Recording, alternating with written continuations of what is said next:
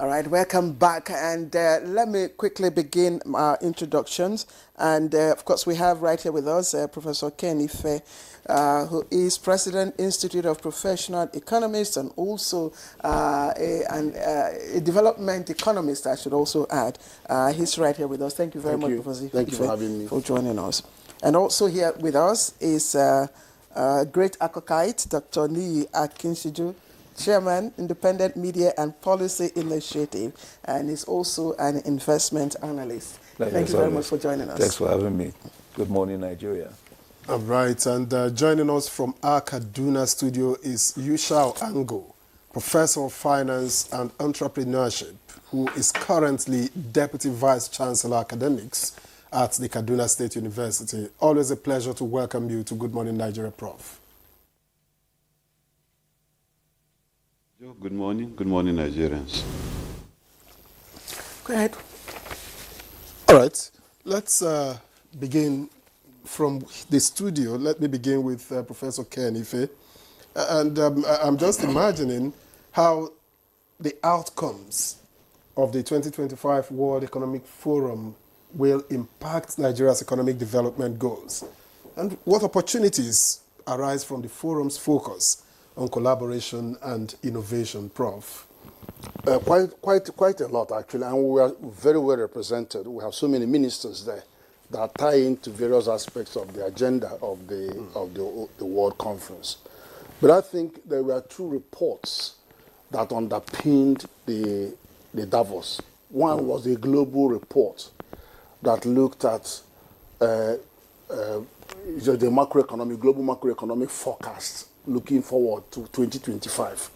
And they looked at the fiscal to say what the directions were going to be. Obviously, they were looking at loose fiscal, and then obviously starting from America and UK, but ending with Sub-Saharan Africa. They looked at inflation, thinking it would trend down, starting from US and EU, and then ending with South Africa, SSA. So we are at the bottom part of those two. They also looked at early other macroeconomic variables.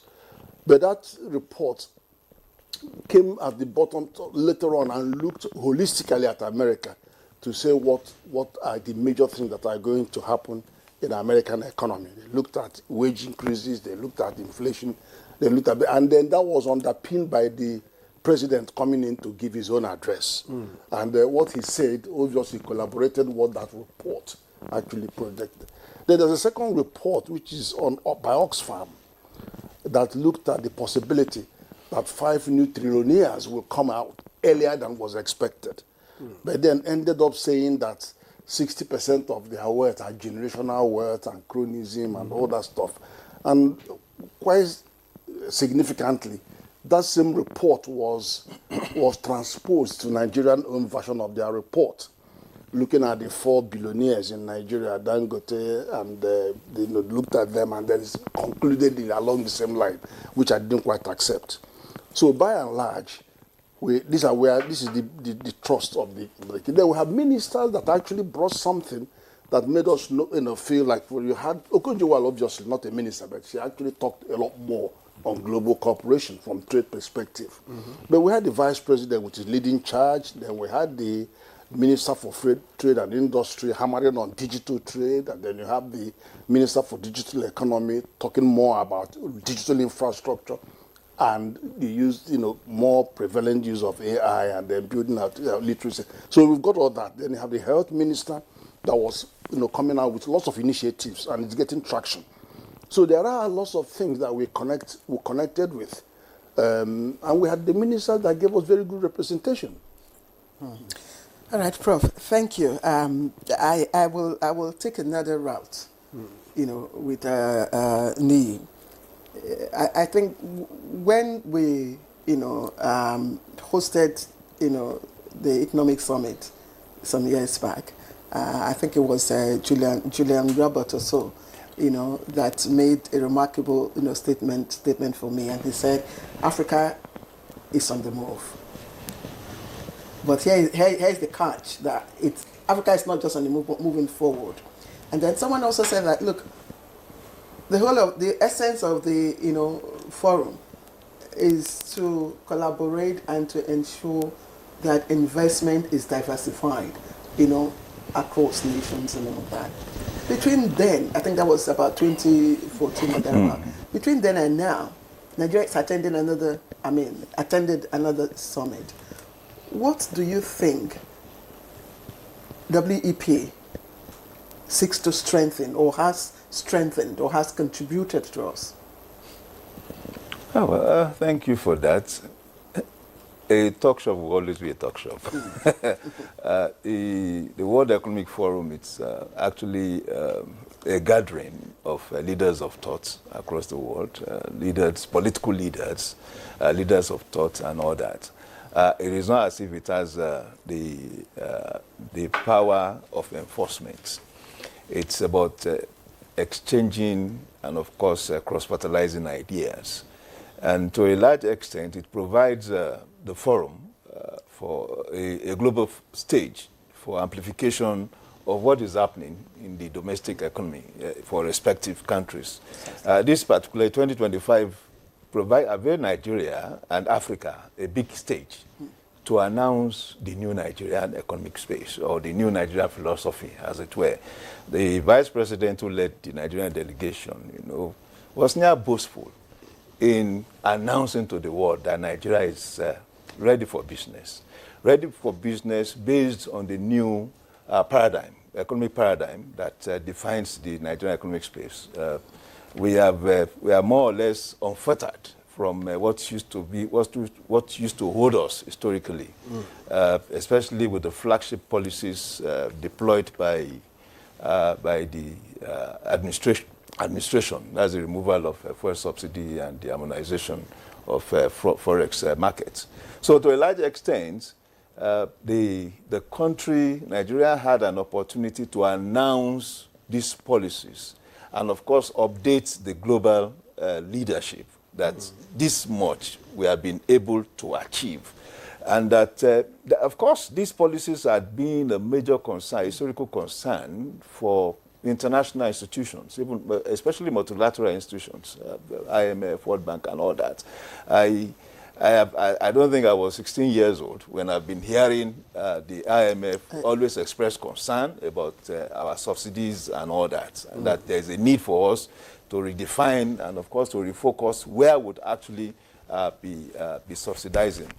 And, of course, for me, that also find a tally in the artificial and digital economy that was also part of the agenda adopted, at the forum. There's a talk of the potentialities of Nigeria or Nigerians filling the gap, the personnel gap because of our demography. We have a population that is indigenous to or native to digital economy, and we're talking of a population of about more than 60% of young people, and if India, and we all know that India had become a major power bloc in the digital world, it's principally driven by its young people, and we have such a kind of people or classification of people in Nigeria. And already we have records of possible companies, that have potentials and references. I take pride anywhere I go around the world to say that the Nigerian economy has about 4 unicorns, in Africa. In the country, 4 unicorns. That means you have 4 entities that could act that had been valuated at more than $1 billion, Flutterwaves and co. Now, it's a reference for so many younger people. And we see that the government, too, is doing so much to encourage. In fact, the digital economy concept itself is a philosophy by government to create that ecosystem, and that is one. Then globally, across the continent, Africa also was able to beat up the drums of the African continental free trade area. And that excited me. we saw for the first time African countries coming together to talk about the vision of the size of the African continent economy in 2050 at 29 trillion naira. In fact, when the talk of the AFCTA was going on, this vision was not linked properly. And when I saw the amplification of that vision, I said, this is proper. This is the global South, part of the global South talking, ventilating itself. Especially when you background it with what Trump, has decided to create an agenda around. The first thing he did was to stop foreign aids. And Africa had always been the beneficiary, or thought to be the major beneficiaries of foreign aid. So now we are saying, Africa is saying, we will come together. If you support us, okay, but we have enough resources to exploit, and of course, to drive our own economy. If we are able to drive a 29 trillion economy in the next 25 years, it will be a huge footprint for the African person on the global stage. If you may, what were the specific investment opportunities pitched by Nigeria at the 2025 WEF, and how might they align with the country's national development priorities? I think the talk around the digital economy was huge, and there was this commitment that more Nigerians will be focused at linking up with global digital economic opportunities. And I think there was this one that was very, very, very peculiar to me, because it's not every time you get to hear about it. The maternal health, between the forum and Nigeria. And of course, I find it rather interesting because, again, we have been able, the health ministry here had been able to accomplish this free C-session. It shows that the government, the Nigerian government, as it were, is evolving into a more humane, more compassionate entity. Over time, there had been a major concern over maternal health. And we also know that the cesarean section option had always been expensive. So to have government intervene along that line and also escalate this to the global level shows that there's compassion. So we are not just talking about hard sell, demand and supply curves meeting at a point. We are talking about human being. We are socializing the economic space, which to me is impressive. And quite interesting that you brought up the issue of the maternal health agreement signed between WEP and Nigeria.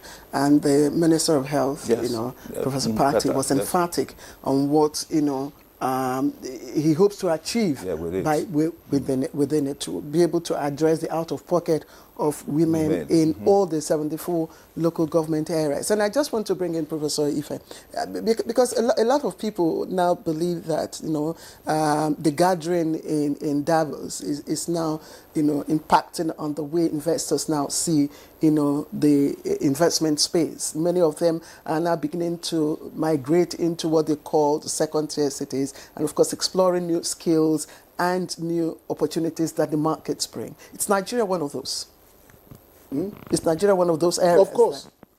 I mean, if you look at the Minister for Health, for example, we got this $1.57 billion health program from World Bank.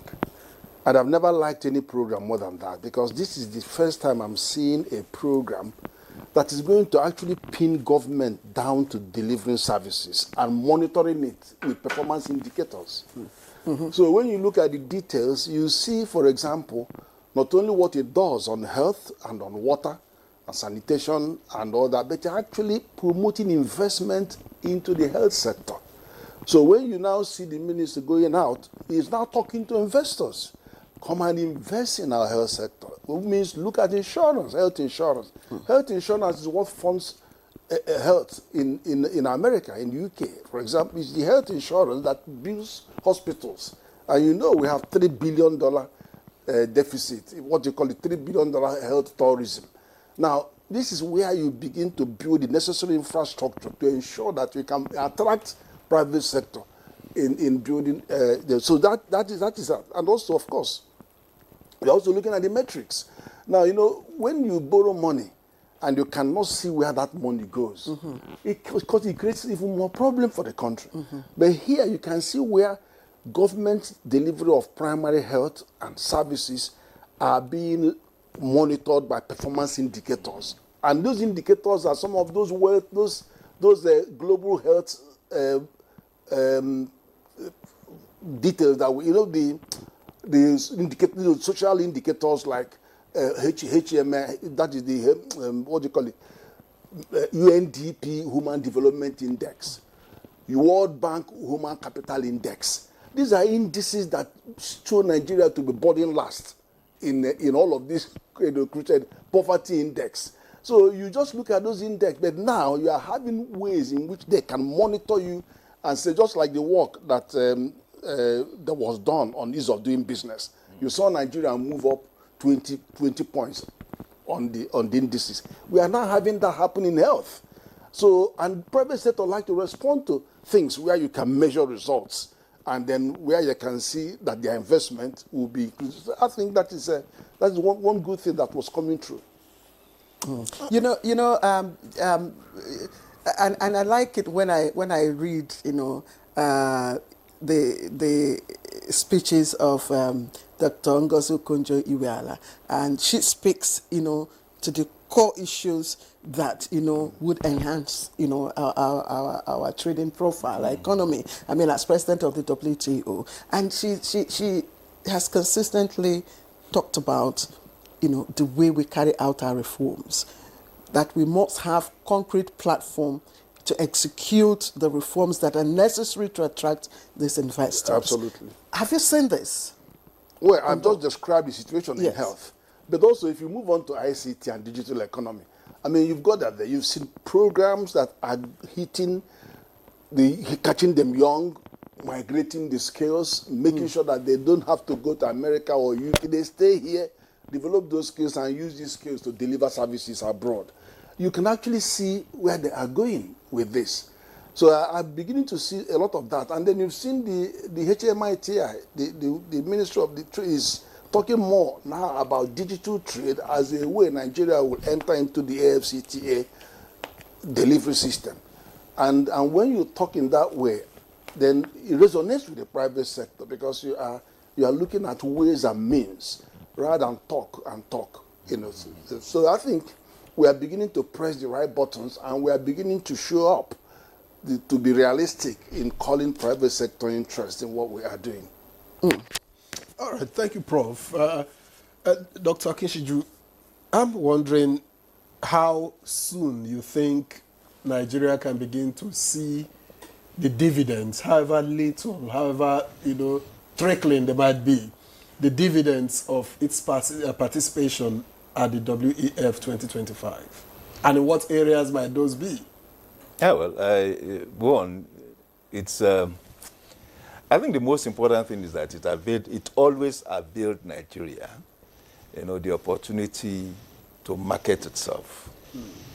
But again, on what are the punchline, for that marketing? What are the unique selling points, the USP, for the marketing? This is where we had issues. The global community had always treated us with much disdain and suspicion, believing that our economic paradigm is not exactly too friendly, to even private investment. Well, now we went to to Davos 2025 with a new package, with a new economic personality. Here we are open for business. We are opening up our economic space for market forces, and that basically is what private investors understand. Historically, we had had a limitation in terms of FDI drive, foreign direct investment drive.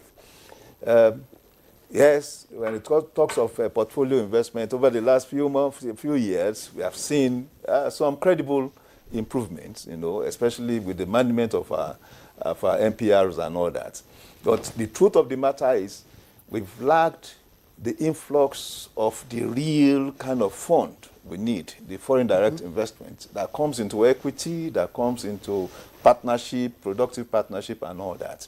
Now it is based on this kind of the new paradigm that we are talking about. We are no longer interested in capital control, for instance. We are no longer interested in government allocating resources, for users of forex and all that. We are saving so much from subsidy. Rather than subsidize consumption, we want to subsidize social development, social index, education, health, and all that.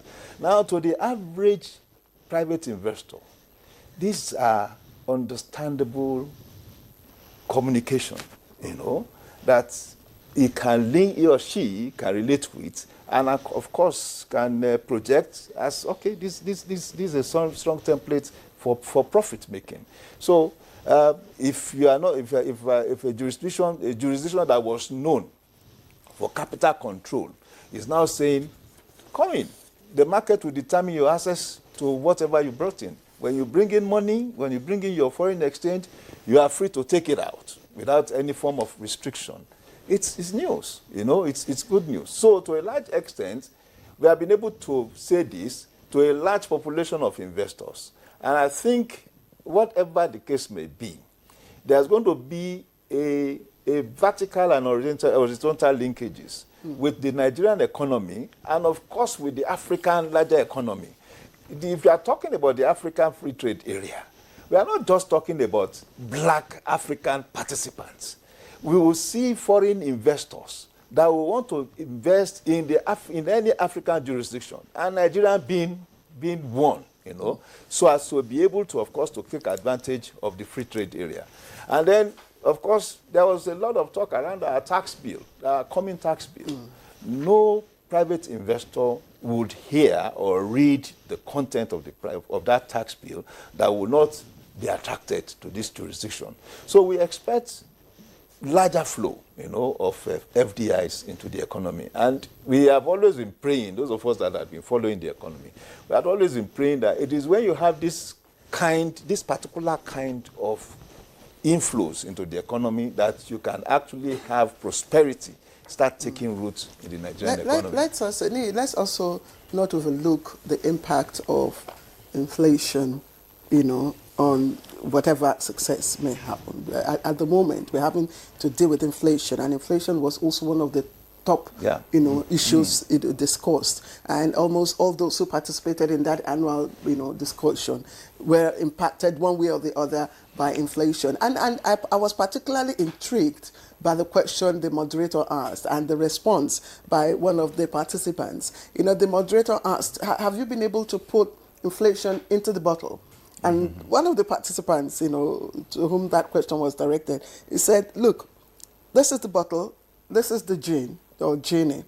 The head of the genie is inside the bottle. The body is inside the bottle, but the legs are outside, probably trapped. So I should also ask, have we been able to bottle inflation, to be able to leverage all of, these very fantastic, deals that our leaders are making, especially from Davos? Well, I think from our last figures, there are indications that we are bottling the genie, as it were. The CBN policies are working. I can see an obvious relationship between the fiscal and the monetary policy authorities. And to a large extent, the last figure showed that even the food inflation that had been a major concern, it was falling. It's falling, yes, I must confess. Yes, and that the core inflation, which usually had been the conservative aspect of the basket, is the one that actually rose. And rose particularly because of the peculiarity of December, in our calendar, with more money, more demands, and all that. And of course, that pushed it a bit. So we have also seen we saw a marginal increase in inflation rate in December 2024. So to a large extent, there's a consensus that inflation rate will start falling. And what is even more practical for me was the declaration. So the head is already inside the bottle. I'm very sure we're going to push it inside. And of course, because the president. Before you go to Kaduna, yes, Professor Ife, what do you think? Is inflation trapped? I like to call it stagflation, because Nigeria has the most complicated form of inflation. Usually, in most advanced countries, it's a linear relationship. People always look at money supply, or they're looking at structural inflation. In Nigeria, it's far more complicated. And that's why today you think you've got it, tomorrow it's out of the bottle. It's out of the bottle. But generally speaking, even though there will still be a small rise from February to March, but it will begin to moderate from March and then start coming down around July, August. That's when it will start coming. There's nothing near 15%, maybe about 25, 26%. But it's a very tough call, because you look at the 4 major causes of inflation that are all active in Nigeria: imported inflation, cost push inflation, demand pull inflation, and then cross-border demand pull inflation because of our exchange rate. So it's very, very complicated stuff. All right. But there's a handle on it. All right. Thank you very much, Prof. Let's now get to Kaduna, where we have Professor Yushau Ango. Prof, thank you very much for your patience. I want to start by asking you what your reading is, your assessment of how global leaders envision international cooperation evolving in 2025, particularly in the face of rising nationalism and protectionism.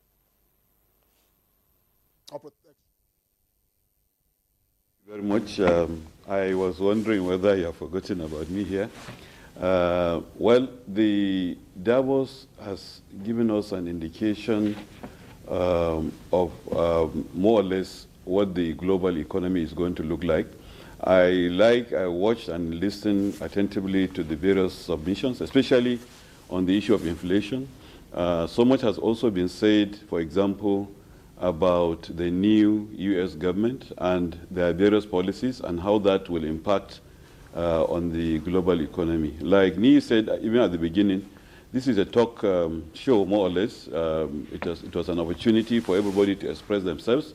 And based on what we have seen or we have heard, and based on what we have presented, we remain positive that Nigeria has made a good showing, just to make a good impression, more or less, to the global economy.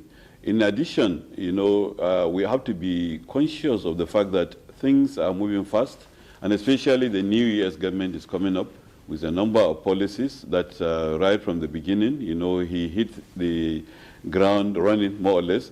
Many of these policies will have significant impact on us, whether we like it or not. Some of them positively, some of them probably not so positively.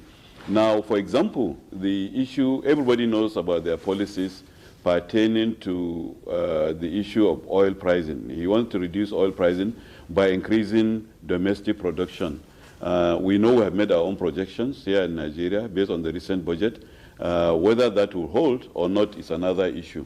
Then, again, like has been said, the most important thing is that Nigeria has made a very beautiful outing, and I think we are positive that the outcome will be good, especially looking at making the market more attractive, making ease of doing business in Nigeria obvious and clear to everyone of us. I think the major opportunity will be the African continental free trade area, and I think for us in Nigeria, what we need to do more is to key in, and by keying in, yes, I agree with the fact that a lot of is happening in terms of trading digitally. So much is happening, but I think physical infrastructure also has to come in so that to complement and make that happen. I'm not so positive. I didn't like the idea that we're looking at 29 trillion economy, but by the year 2050, whereas maybe Asia's economy is at 41 trillion already as at 2 years ago. So I hope, I know it will be a quantum leap for Africa, but I hope it will be a much bigger leap for all of us. And especially, I also know that the president particularly want to move the economy, Nigeria's economy, to 1 trillion. And I think then, in that case, whatever the projection is for 29 trillion by 2050, Nigeria should envisage and work towards making the best of it.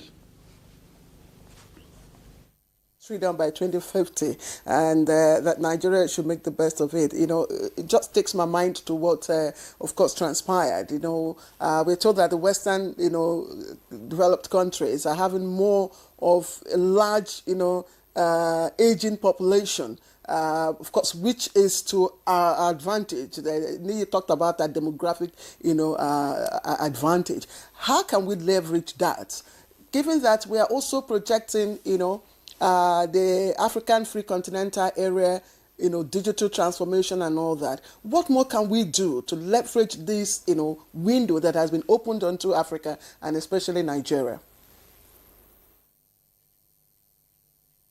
What happened to India can happen to Nigeria. India is probably the largest in population today, but despite that, they were focused on education, on qualitative education. We have had a situation in the 80s. Some of us were taught by Indians, in Nigeria here. So what we need to do, basically, is to really invest in education, and up-to-date education, and to make provide skills, especially digital skills, to the young ones. Ni has said it. We have a lot of them. And, even the Vice President said it. This is Nigeria with 230, 240 million probably, but with a teledensity of 220 million, number of active lines in Nigeria, and with about 163 million Nigerians, being active on the internet and all that. Now, this is a Nigeria that can easily key in to the global economy. What we need to do is to invest on skills, and skills for these young ones, and serious skills. Then the gaps that we're likely going to see will be filled by Nigerians. Even as we speak today, the quantum of money that comes into Nigeria, in terms of diaspora remittances is huge. That probably is what will sustain Nigeria by 2030, 2040, 2050. So basically, investment in those skills and in knowledge and economy is what will drive that. And I believe, like you said correctly, there is a gap, and that gap is growing.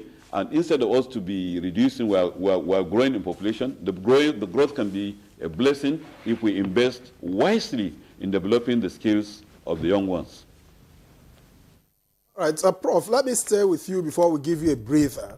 I'm wondering what role emerging technologies will play in all of this. Talking about AI, blockchain, what role will they play in 2025 in the economy that will evolve? And if you look only recently, China already threw the challenge with DeepSeek rivaling ChatGPT, doing the same thing with less cost. It's cheaper, and it's going to take less data. I believe AI has come to stay. And I also am happy to say that I believe Nigeria is up to the task. Nigerians have proven themselves everywhere, in terms of technology. Ni also again mentioned it, and mentioned some of the unicorns that are coming up, from Nigeria. I think, this is the future, so there is no alternative. Yes, we have missed the train in terms of industrial revolution at certain stages, but we can key into this while we are trying to make up in the others. And I believe Nigeria has what it takes in terms of population, in terms of skills, in terms of the ability of Nigerians, which globally has been acclaimed and accepted. I think this is where to go. AI has come to stay. The 4.0 revolution is taking effect, and Nigeria has keyed in. And I believe more Nigerians should be encouraged to key into this so that we catch up with the global economy, while, of course, working on the basics, trying to make the productive economy also work. Because for us, we cannot afford to just limit ourselves to the surface. But I believe we are in a situation, we have the space, we have the capacity, and I think with a little encouragement and with dedication and focus, especially from our various IT-related infrastructure and agencies, to promote this, I think we can get there, inshallah. Let's come back to the studio again, Nii. We're looking at, both the opportunities that Davos presented and, the realities at home and how we can make that translate into, economic growth and prosperity for Nigeria against, the showcasing that we made in Davos. And one area that Minister of Finance, Wale Edo, stoked was the issue of trust and transparency in government, public trust in government in terms of utilization of funds, in terms of the dividends of democracy and all that. Do you think that, how do you evaluate, efforts to rebuild, public trust in government and how this, can translate to, kickstart? Yeah, well, it's trust had been a major albatross, on government relationship with the people in Nigeria, and that's the truth. One don't also forget that we're actually coming from a background of distrust, especially under the administration of different military administration. That by the nature of those administrations, there had to be a lot of deception, between government and people relationship. So it's we had a carryover of that into the democratic era. But the good thing about democracy is that inherent in democracy is trust. And that the people, the government must be accountable to the people. All right, Nii, I'm afraid I have to interject now. All right. I'm told that we're having signals from Dar es Salaam, Tanzania, where President Bola Ahmed Tinubu, of course, is attending, the two-day summit organized by the Tanzanian government, the African Union, there he is. That's our President Bola Ahmed Tinubu, of course, going to attend the summit, which is captioned 300, Mission 300. And of course, the mission is, we're here. He's been received by Hassan. I'm trying to get her name correct. Simia Salihu Hassan. Yes, Salihu Hassan. She's been President of Tanzania. Yes, of course. And our president has been briefed by the president, and they walk off the stage. All right, that's the Africa Heads of State Energy Summit holding in Tanzania, and the mission is to electrify 300 million Africans by the year 2030. And Nigeria is making a very significant presence. Again, this is Mr. President. Let's pause a while and take a listen.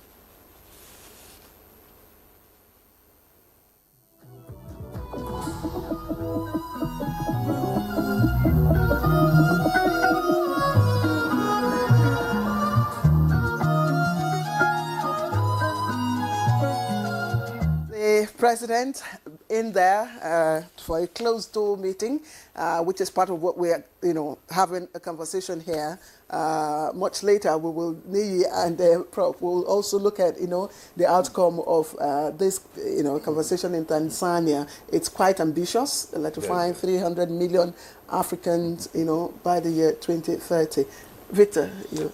Yes, of course, in all of these, energy also features prominently. Nii was, rounding off his thoughts earlier. I'm sorry. But in all of this, now that we've taken that a bit of shift to energy, where does energy feature in all that we are talking about? In everything. It's crucial. But I'm saying is the pivot. The improvements that we seek in that sector, are we seeing it? Is there light at the end of the... Are we seeing any light at the end of the tunnel? Well, we are hopeful because for the first time in a long while, we are seeing new transmission lines. We are seeing new transmission substations. The Eco Disco, for instance, had just been bought over by a conglomerate of energy companies that had actually established a precedent, in the industry, managing Shiroro dams, Kwara dams, and all that. These are industry practitioners. Unlike when we first started this journey, privatization of the power sector, for instance, when most of the people that secured those companies were neophytes, more or less, and you couldn't even identify their interest in the industry. So we are seeing that secondary transmutation of the industry, as it were. So we expect that with the injection of new industry players, we would have a more aligned productivity, in that sector. And we are also seeing increase in power generation. The headache has been the distribution, but first even have that generation. So we are breaking 6,000, 7,000. When at the time we were just limited to 4,000. So we needed to just enhance the capacity of the distribution companies to scale up. So a coal would scale up. We expect Abuja to scale up, and of course, Ibadan already, is also open to new investments because that is also under receivership. So I think it would improve. All right, then there's also need for improvement in government-private sector partnership, and of course the enabling, enabling platform for the private sector to thrive. But let's bring Professor Angu, and I'm just wondering. Usually, the problem that investment analysts like yourself, would always point out after all said and done, and all the shuttles to Davos, to Tanzania, and wherever, is what happens after the event. How do we follow up?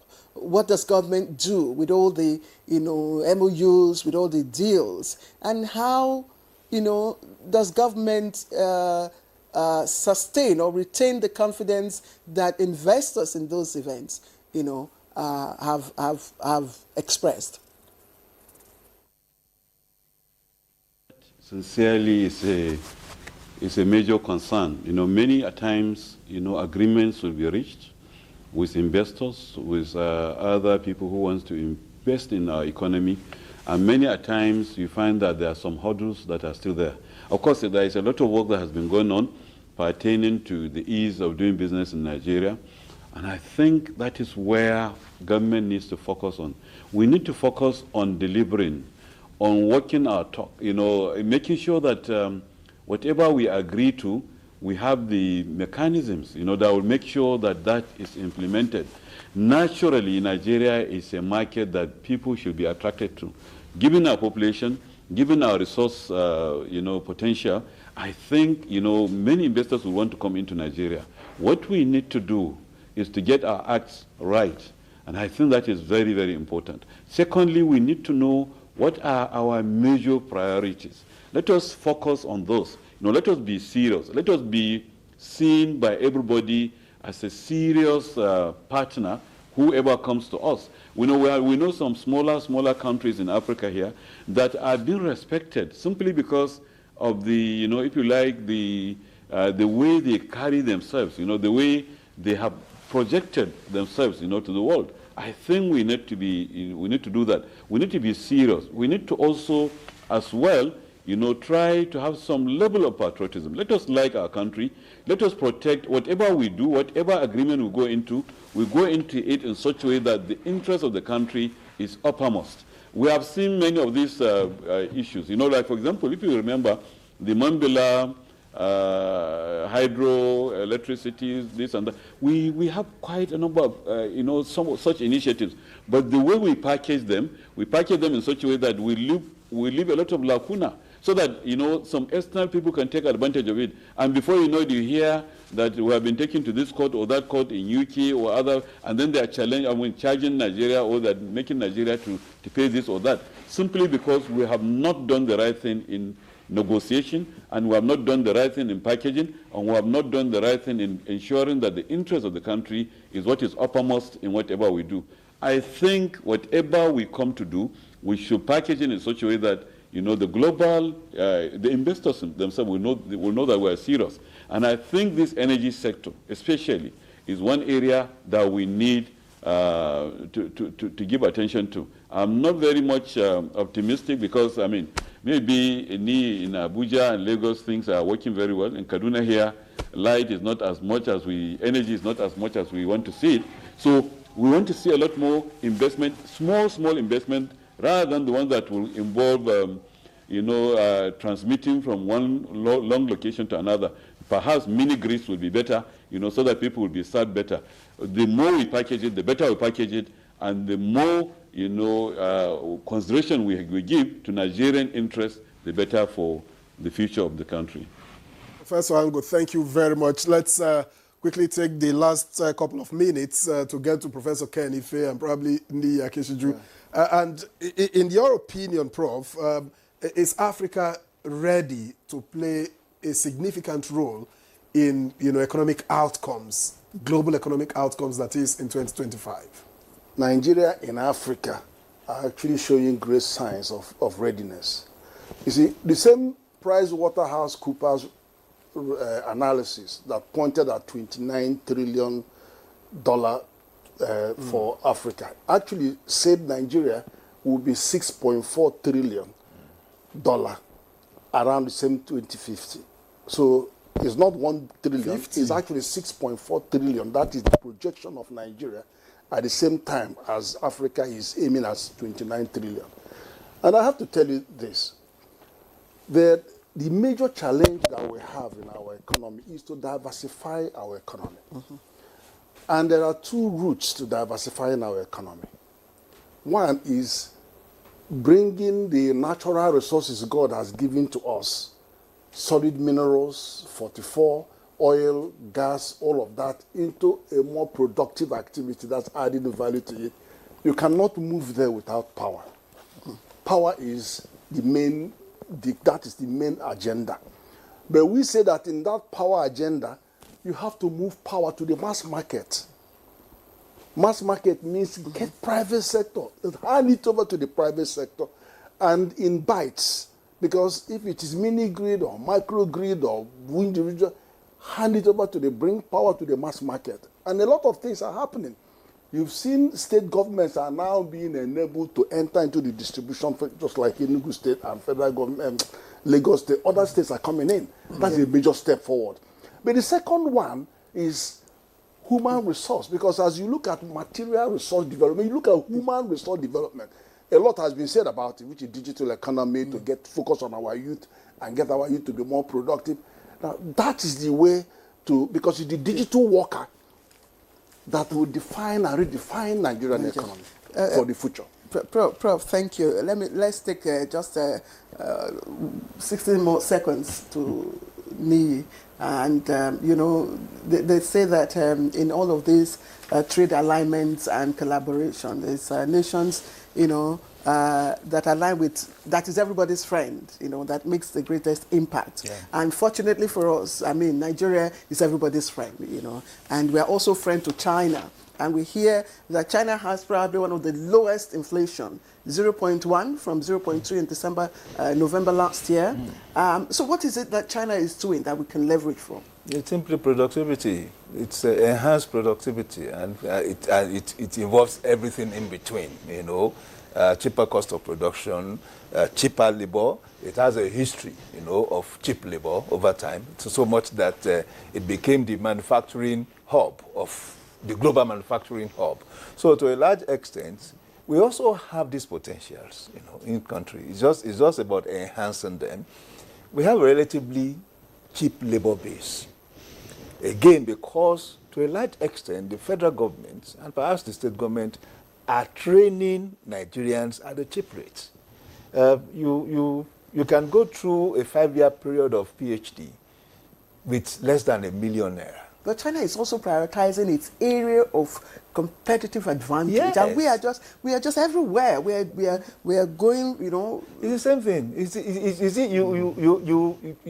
There is, for me now, the philosophy at this moment is education, is health, and you have policies and specialized fund targeted at that segment of the population. So to a large extent, this would have a cascading effect, you know, on whatever may be our production, cost of production going forward. Proverbs talked about the liberalization or the democratization of regulation of power. You know, taking that to the states. And because you took that to the state, you are opening the space more for people, you know. We are also riding a strong momentum on renewable energy, which is supposed to be the future, you know. So to a large extent, we are able to produce that at a cheaper rate. Now the major cause of high cost of living that we have complained about had been rate of foreign exchange and all that. We have seen our reality. It cannot be worse than what we have now. All right. Dr. Niyakinshiju, thank you. I gave you 60 seconds. You've taken more than that. But all the time, thank you. I won't land on the 50 seconds. Thank you for the points that you have given us. Dr. Niyakinshiju is Chairman, Independent Media and Policy Initiative, and also an investment analyst. Once again, we appreciate your contribution. Let me also appreciate here in the studio, Professor Ken Ife, who is, of course, President, Institute of Professional Economists and a development economist as well. Thank you very much, sir. Thank you. And Professor Yushao Ango, Professor of Finance and Entrepreneurship, and of course, he joined us from our studio in Kaduna. Prof, it's good to see you. I haven't seen you in a while. Very much. It's my pleasure too. Thank you. It's my You're watching Good Morning Nigeria. Don't go away. We have a second leg coming up shortly.